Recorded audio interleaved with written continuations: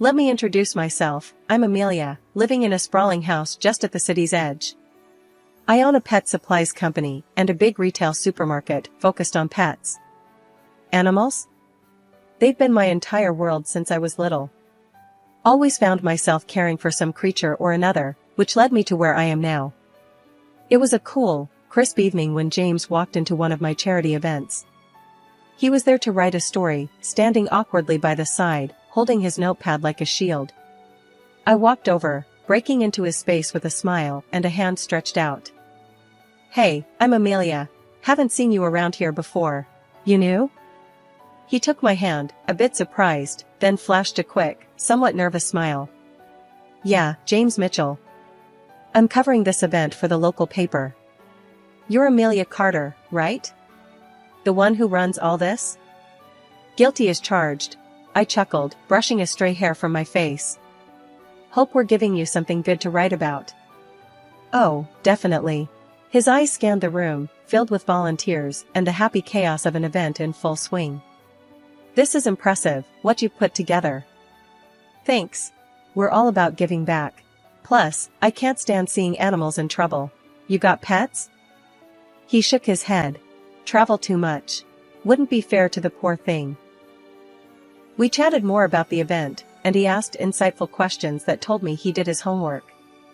His genuine interest was refreshing, and as the night wore on, I found myself looking forward to his calls and texts. Fast forward 6 months, and we're standing under a simple yet elegant arch, exchanging vows. I remember thinking how wild it was that life could throw such good things my way when I least expected it.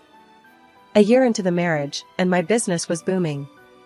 The house felt even more alive with every stray I brought home. James, ever the intrepid journalist, kept bringing stories of his travels into our conversations, making our dinners lively and full of laughter.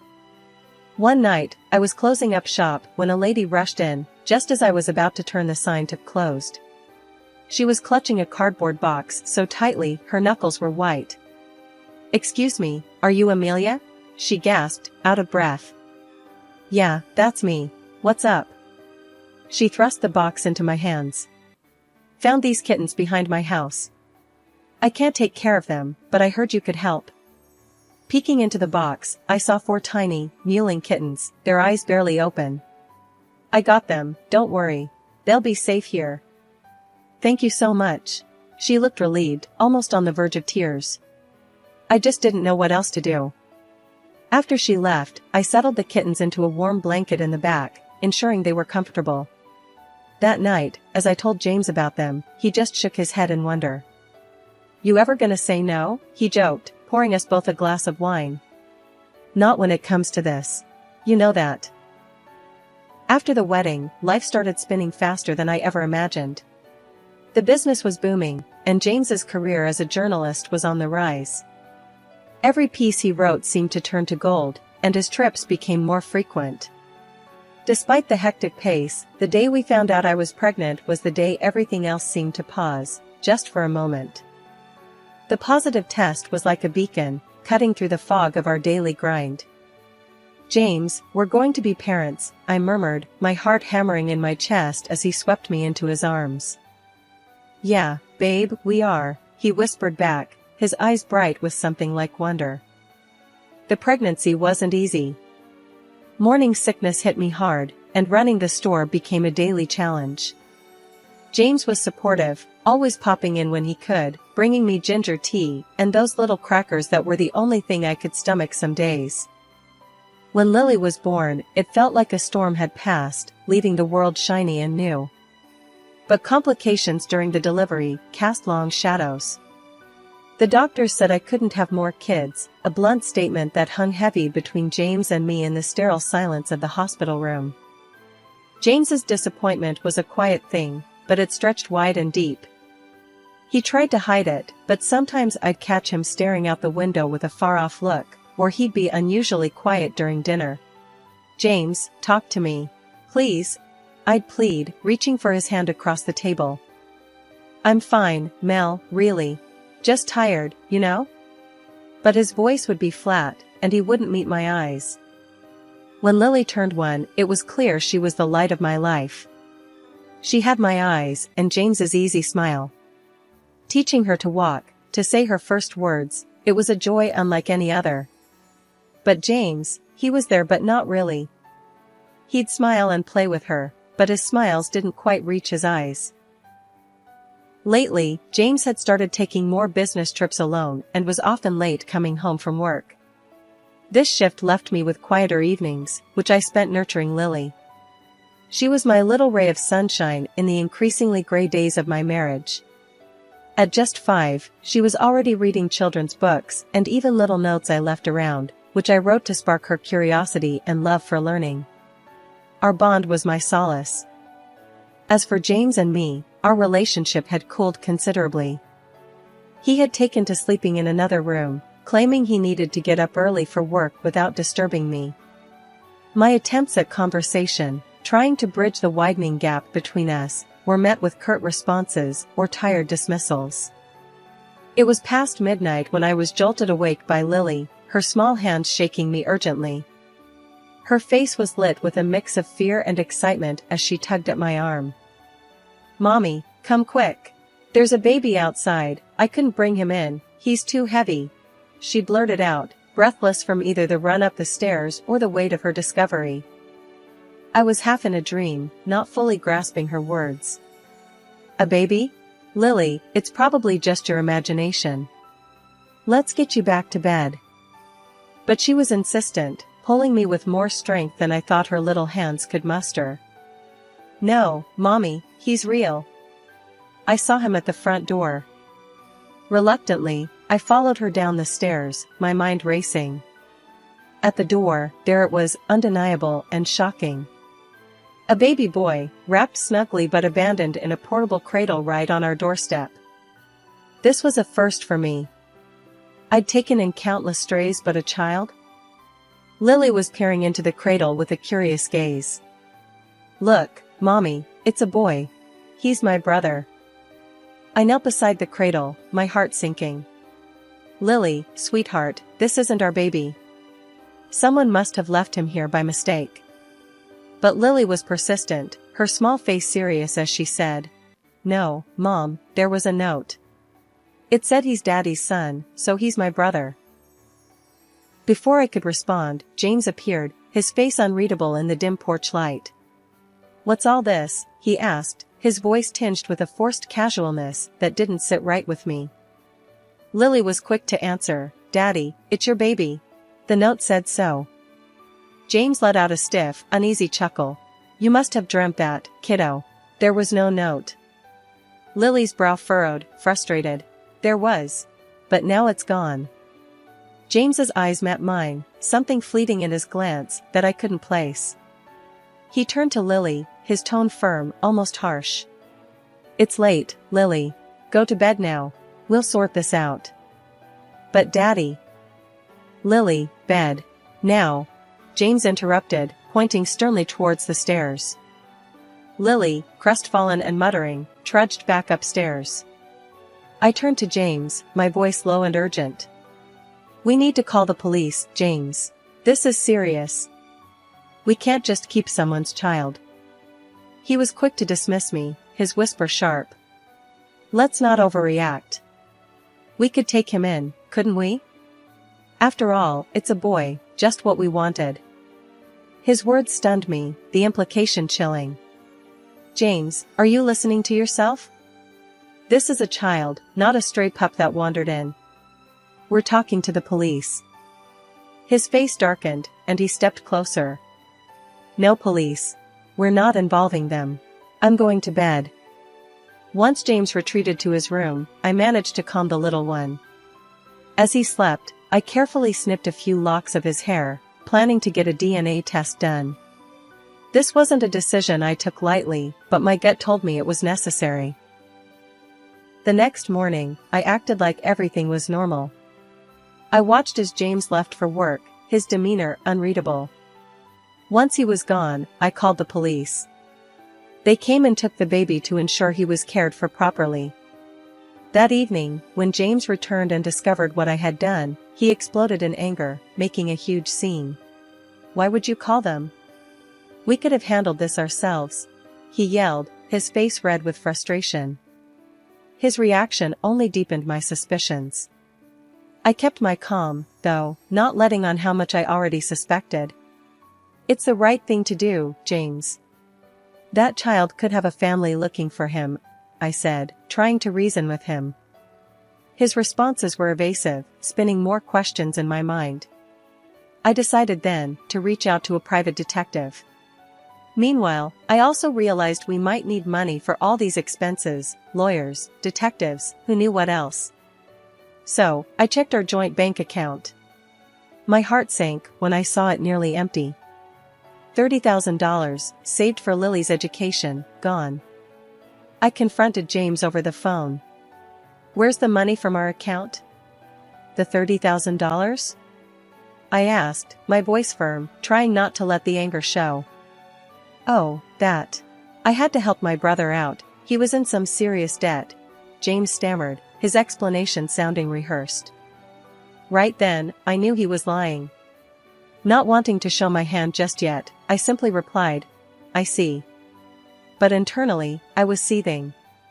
This confirmed my decision to hire the detective. With my personal savings, I took the baby's hair and some from James's comb to a clinic for DNA testing.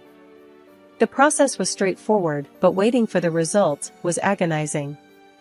During that time, I tried to keep things normal at home, especially for Lily's sake, but the atmosphere was tense.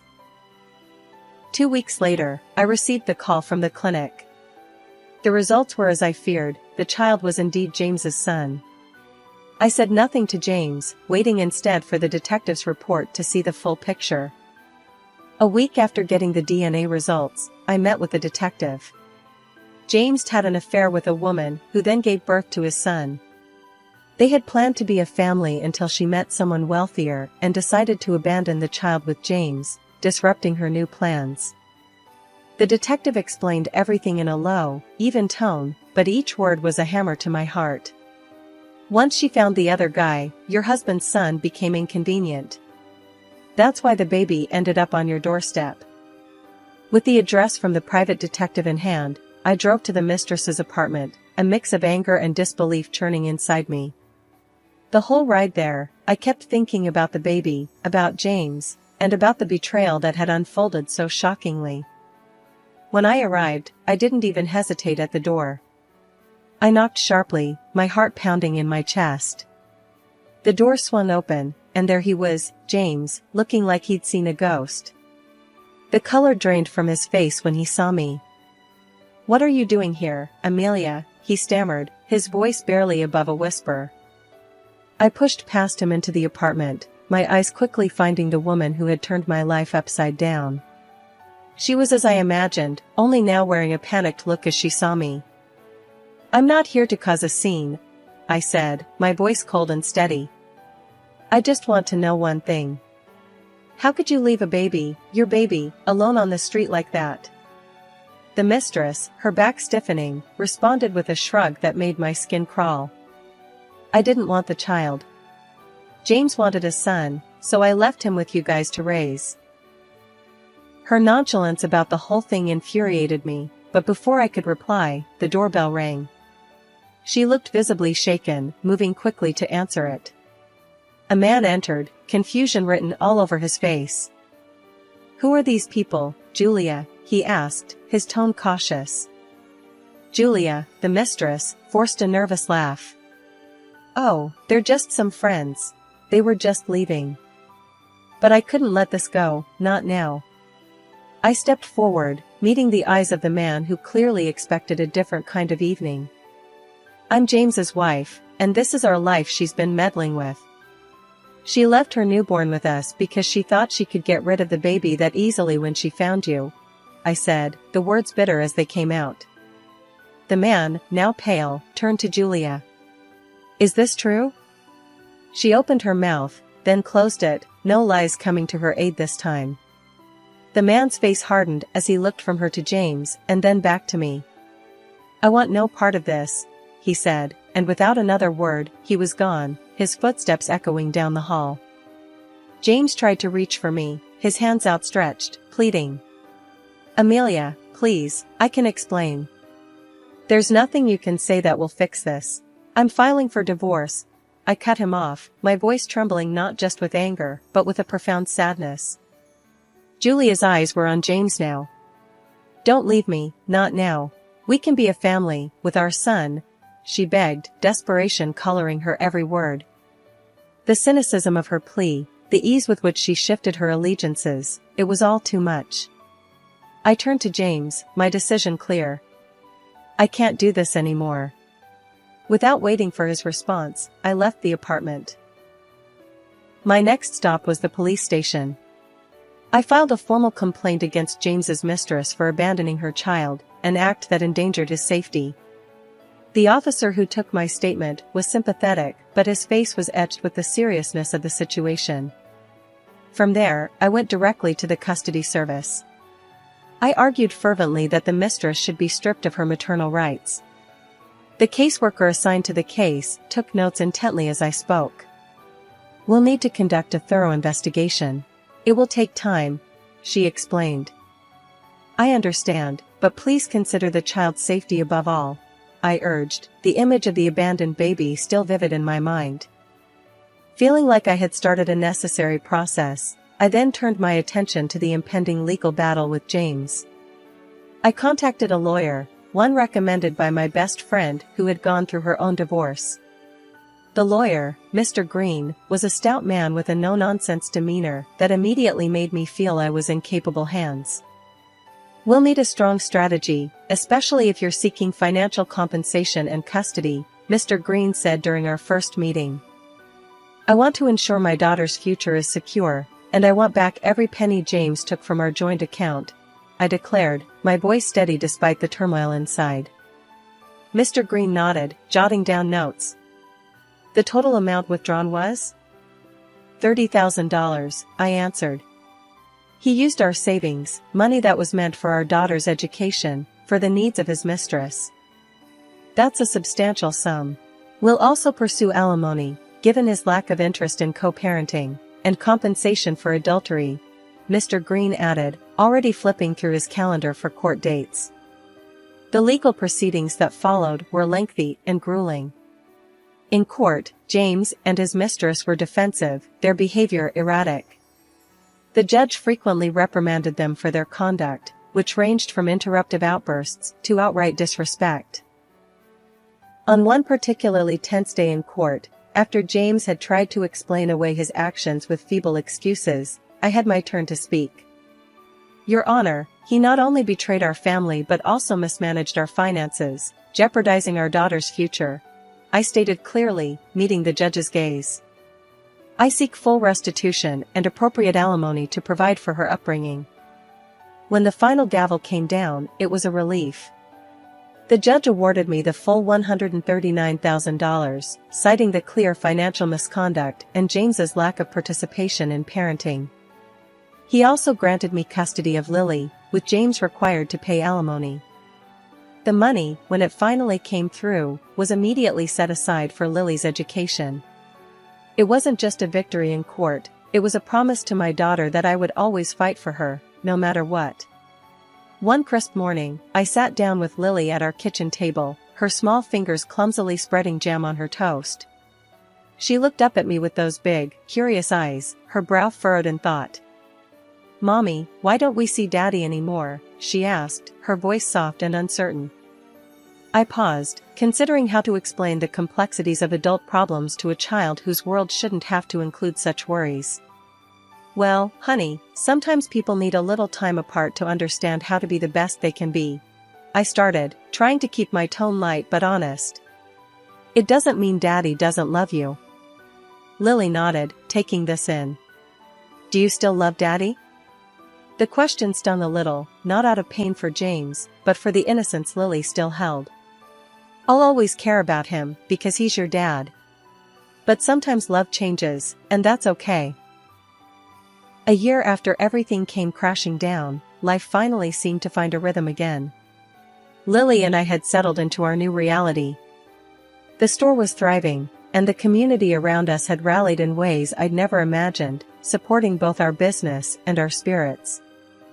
Then, one sunny afternoon, I received a call that would change the course of our lives once more. It was from the custody service. The news was heavy. My ex-husband's mistress had been stripped of her parental rights, and shockingly, James hadn't stepped in to take his son, despite all his previous claims of wanting a boy to carry on his name. The little boy was placed in an orphanage. My heart broke hearing that. No child should have to go through such abandonment. I talked to Lily about it that evening. "Lily, you remember the little boy we found on our doorstep? Your brother?" I started, unsure how to approach the topic. "Yeah, Mommy. Is he okay?" Her small face was filled with concern. I sighed, gathering my thoughts. "He's in an orphanage, sweetheart. His mom can't take care of him, and your dad, he isn't there for him either." Lily looked thoughtful for a moment, then her expression hardened with resolve. "Can he come live with us? He's my brother." Her innocence and compassion were overwhelming. "Would you like that?"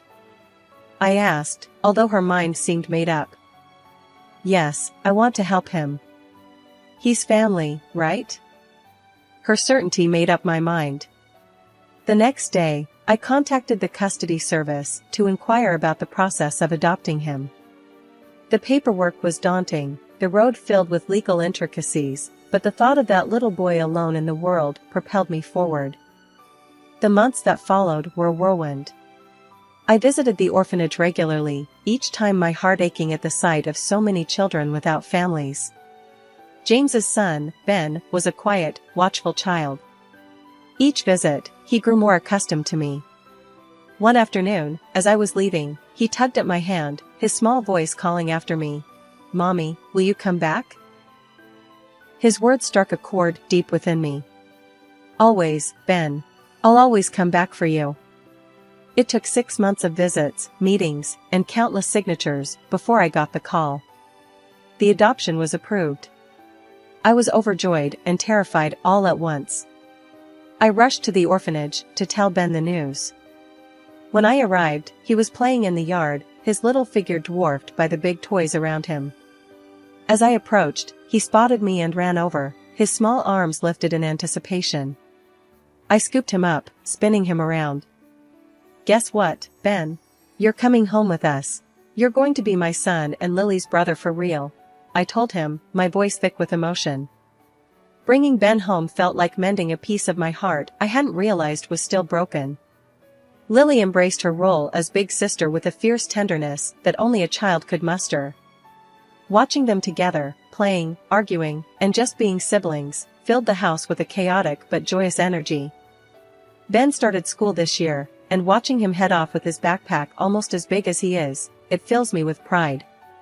He's adjusted well, and his teachers all say he's a joy to have in class.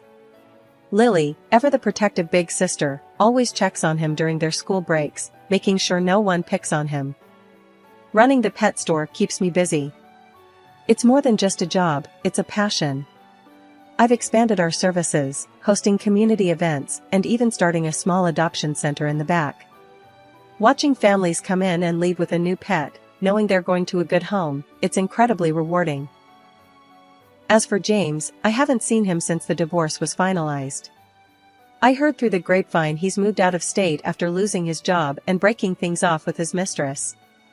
Part of me is curious about how he's managing, but mostly, I don't want any part of that drama anymore. My focus is here, with our children, with our life. The other day, Lily and I were repainting the kitchen, a project we decided to tackle together. Ben was at a friend's house, so it was just us girls, splattering paint and sharing laughs. "Mom, do you ever miss things being the way they were before?" Lily asked, her brush pausing mid-stroke. I considered her question, paint can in hand. "Sometimes, I guess. But I love our life now. Don't you?" She dipped her brush in the paint. "Yeah. It's better now. Ben's here, and we're happy. It's just different, that's all." "Different can be good, sweetheart. We've gotten through a lot, and here we are, stronger than ever," I reassured her, giving her a playful nudge with my elbow. Later that week, I had a meeting with the local animal shelter about partnering for an upcoming adoption event. After the meeting, as I was closing up for the day, I took a moment to look around at the life I'd built. From the bustling store filled with customers and their pets, to the community notices pinned up next to the register, to the photos of Lily and Ben at their latest school event. This was my world now, and it was a good one. As the sun set, casting long shadows over the floor of the shop, I locked up and headed home, ready to spend the evening with my kids, maybe watch a movie or play a game.